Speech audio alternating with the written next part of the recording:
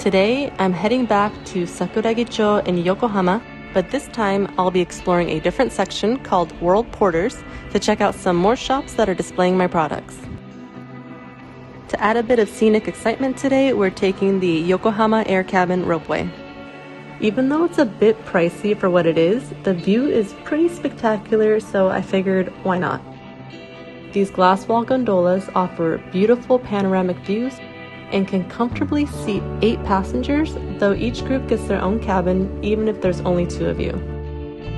I recommend trying it at least once to get a unique view of the area, especially during the evening when the giant Ferris wheel and surrounding buildings are all illuminated.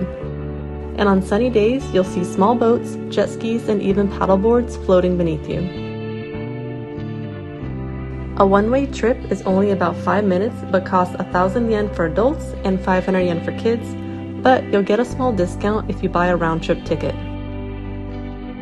Not only is it a super scenic ride, but it's also a convenient shortcut to get from the train station all the way across to the entrance of World Porters, which is also next to the Cup Noodle Museum and a small amusement park called Cosmo World.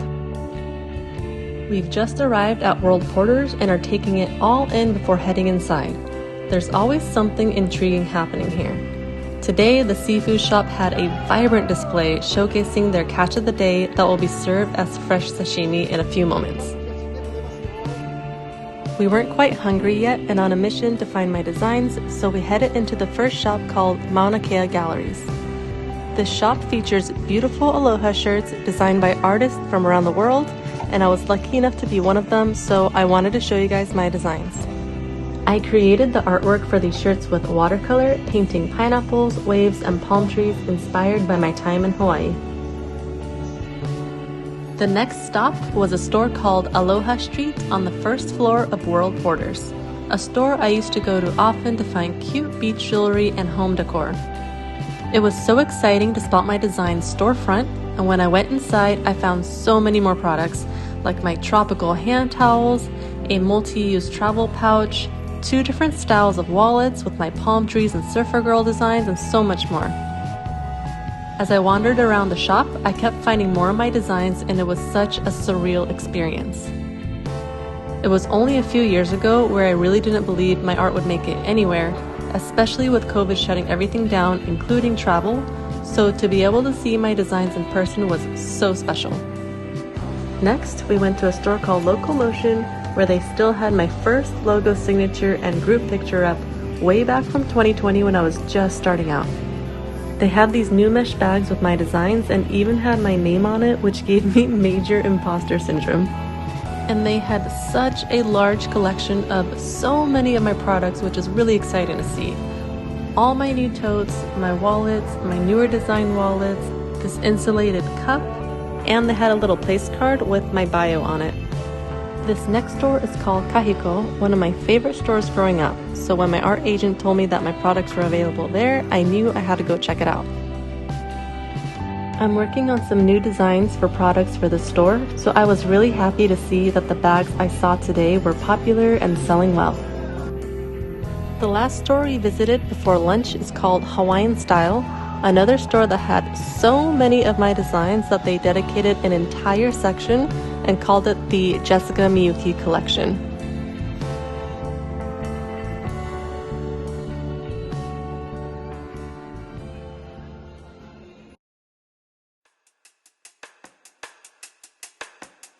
For lunch, we went to a Chinese cafe called Sario, where we got some egg rolls and chashu bao. Then we headed back upstairs to the Gatchapon area, where they always have the most interesting toys. I got a taiyaki coin purse, then a banana seal keychain. They even have a place to stage your new toys.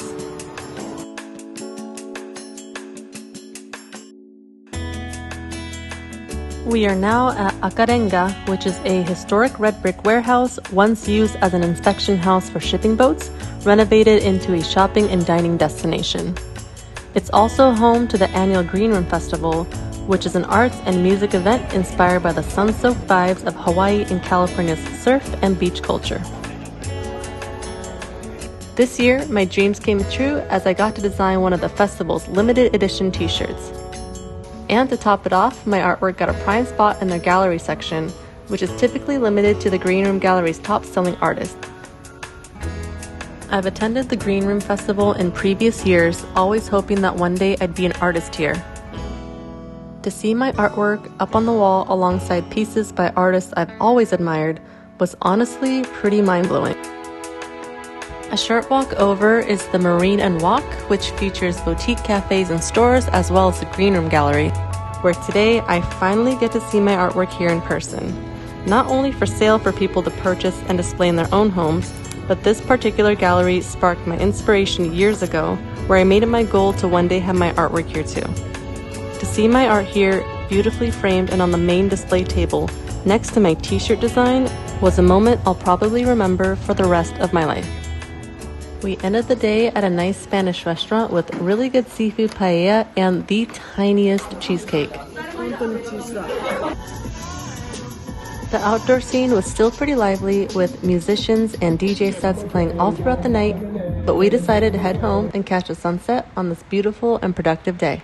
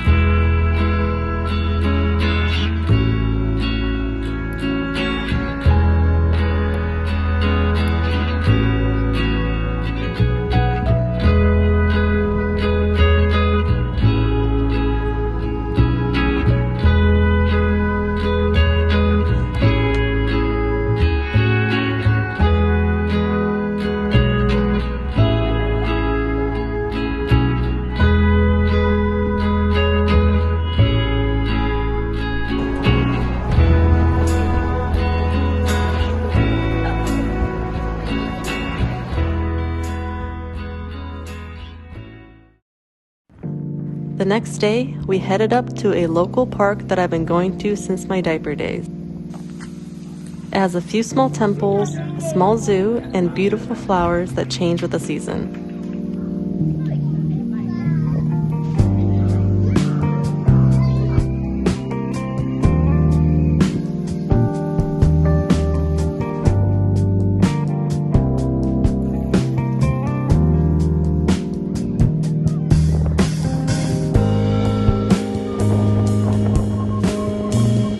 Near the park, there's a strange marking on the street that's pretty unique in Japan.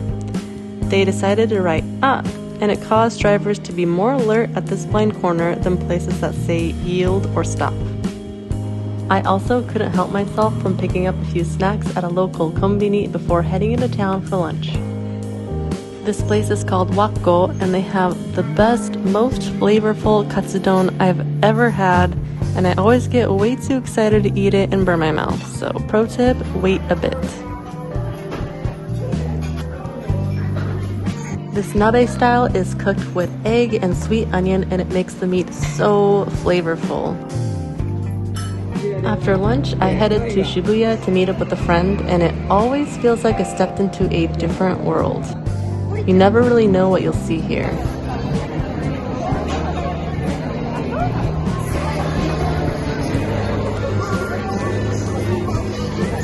Luckily, she's a tour guide in Japan and knows the quieter, less hectic areas of Shibuya. We ended up finding a cool cafe that had pictures of their employees and their favorite dog customers. For dessert, I wanted to try Japanese IKEA's vegan kiwi ice cream.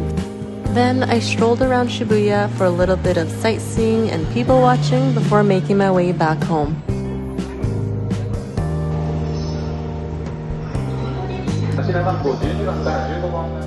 My dinner for the night was futomaki and yakiimo and this kinako donut, and honestly, I wouldn't have it any other way.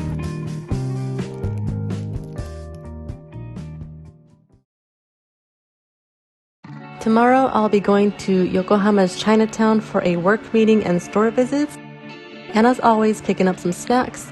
Then the next day, I'm headed to Odaiba for another work meeting and seeing my artwork that I did for this animal shelter. For the last day, I'm just gonna eat as much as I can before heading back home to California.